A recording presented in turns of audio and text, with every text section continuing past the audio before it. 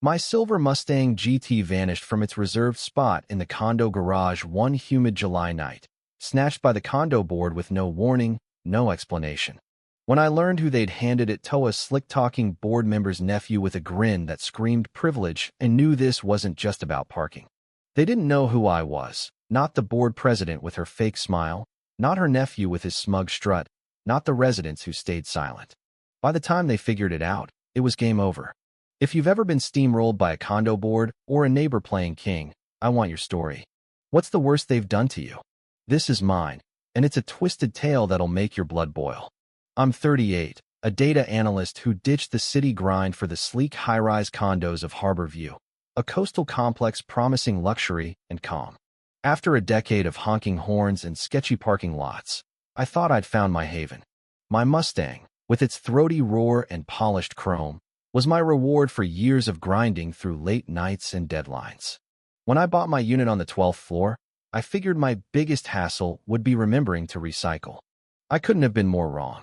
Trouble started on a muggy Tuesday morning when I found a crimson violation notice taped to my car. Vehicle improperly parked in reserved space. Violation of Condo Regulation 5.3. My spot was clearly marked, paid for with my unit, and my car was dead center. I shrugged it off as a glitch, but the next day, another notice appeared, claiming my Mustang's aggressive appearance disrupted the complex's vibe.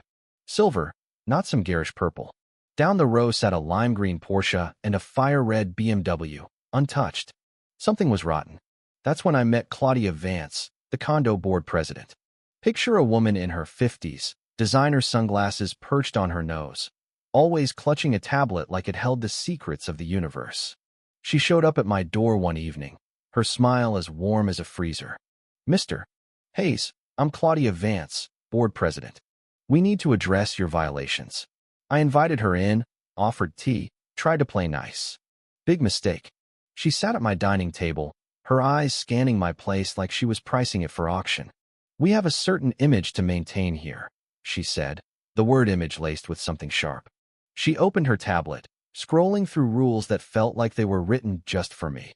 Excessive vehicle prominence, disturbance of community aesthetics. My Mustang, parked in my own spot, was apparently a crime. I kept my cool, asked for the regulations in writing, and started snapping photos of my car's position daily. But the notices piled up. Me balcony plants were too wild, my welcome mat too bold, my mailbox label non-compliant. It was like Claudia had a personal vendetta and a laser-focused microscope. Her black SUV became my shadow, idling outside my building at odd hours, her silhouette tapping away on that tablet. Sometimes she'd linger in the garage, staring at my car like it insulted her personally. It felt like harassment, but what could I do? Call the cops because the board president was creepy? I started avoiding my balcony, hating how she was worming into my head. A month in, a certified letter landed in my mailbox that made my stomach drop. Final warning. Continued violations will result in vehicle confiscation and fines per Section 8.2. Confiscation? I dove into the condo bylaws, a maze of legalese designed to confuse. Tucked in Section 8 was a vague clause about removing disruptive vehicles. I thought about selling my unit, starting over.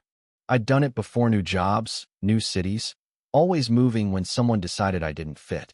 But this was my home, my car, my life. If I let Claudia win, she'd know she could bully anyone out of Harbor View. I wasn't going anywhere. The morning my Mustang disappeared, I thought I was losing it. I stepped into the garage, keys in hand, and found an empty space, just a scuff mark where my tires had been. For a split second, I wondered if I'd parked somewhere else. Then it sank in. They'd taken it. My car, my pride gone. I stood there, heart pounding, fury rising. When I tracked it down, it was at a private impound load-a-gritty yard behind a towing company. $600 a day to keep it there. The guy running the lot, a wiry man with a cigarette dangling from his lip, just pointed to Claudia's signature on the paperwork. "Not my call," he said. "She's got the authority." Authority? This was theft. That afternoon, my neighbor Mrs. Larson, a retired librarian with a knack for noticing everything, slipped me a USB drive. "You didn't get this from me," she whispered, her eyes darting toward the hallway. The drive held the original condo bylaws, untainted by Claudia's edits. Comparing them to her version, I saw she'd added rules to give herself unchecked power. In Section 7, I found a gem. Guest vehicles could park in designated spots for 48 hours without penalty. Nothing said I couldn't call my own car a guest. It was petty, but it was legal, and I was ready to play dirty. I shelled out $1,800 to free my Mustang and had a guest vehicle placard printed for the dashboard. Every 47 hours, I moved it to a new guest spot by the lobby, near the gym, sometimes right under Claudia's penthouse window. It drove her wild, her SUV circling like a shark. But I wasn't just trolling. I started filing complaints against her. Her balcony furniture was non-compliant. Her car's tires crossed the line in her spot. Her dog's barking violated noise rules. She hit back with a flood of no sesame plants, my mailbox, even my unapproved window tint. I countered every one with photos, timestamps, and bylaw quotes. I'd sit on my balcony at night, sipping whiskey, watching her storm around the complex, her tablet glowing like a weapon. A month later, a new letter arrived, threatening to sue me, triple my fines, and seize my car for good under an emergency clause. I checked her legal citations, half were fake, the rest irrelevant. She was desperate and slipping.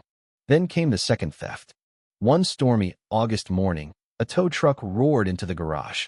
Claudia stood there, tablet in hand, with her nephew, Logan, a 20-something in a leather jacket, oozing arrogance. My Mustang was already on the flatbed when I ran down. "Emergency seizure," Claudia said, her voice smug. "Your vehicle's a safety hazard." Logan smirked, running a hand along my car's hood. "This doesn't belong here," he said. "Better off with someone who fits, you know?" The implication was clear. I pulled out my phone to record, but Logan knocked it from my hand, the screen cracking on the concrete. "Mine now," he laughed. Claudia confirmed it. "Logan's been assisting with compliance. He deserves this. Theft, plain and simple." I called the police, but the officer just shrugged. "Civil matter," he said. "Hire a lawyer." Meanwhile, Logan cruised my Mustang around the complex, blasting music with hateful lyrics, sporting decals that made my skin crawl, slogans I won't repeat. His social media flaunted it. "Got this beast from some guy who didn't belong. Now it's where it should be." The comments cheered him on, a digital mob celebrating my loss. I stopped leaving my unit, ordered takeout, became a ghost in my own home. I nearly listed my condo for sale, ready to run. But staring at that empty parking spot, I snapped. No more retreating. I treated Claudia's operation like a corrupt dataset, analyzing every move. I talked to neighbors. Sophia, whose rooftop garden was banned for aesthetic violations. The Patel family, fined for Diwali lights. Claudia targeted minorities while ignoring white residents' infractions. I built a case: financial fraud, discriminatory enforcement, illegal seizure. Mr. Chun, a former board member and accountant, showed me doctored ledgers, inflated invoices, and emails where Claudia called us undesirables to be phased out. This was criminal. The annual board meeting was my stage. The conference room was sterile, Claudia at the helm in a tailored blazer, exuding control. She ran through the agenda, expecting to skate through. When she opened the floor, I stood. "I have concerns about board misconduct," I said. Her eyes narrowed. I laid out my evidence: Logan's posts with my car, proof of selective enforcement, financial discrepancies. The room went quiet. Claudia tried to cut me off, but I pressed on, revealing her doctored bylaws and emails. Then Mr. Chin stood. "Nathan Hayes," he said. "Aren't you the state investigator for condo board fraud?" Murmurs. I placed my ID on the table. "Nathan Hayes, State Oversight Bureau, Condo Compliance Division." Claudia's face drained of color. "You're a data analyst," she stammered. "You assumed," I said. "I didn't correct you."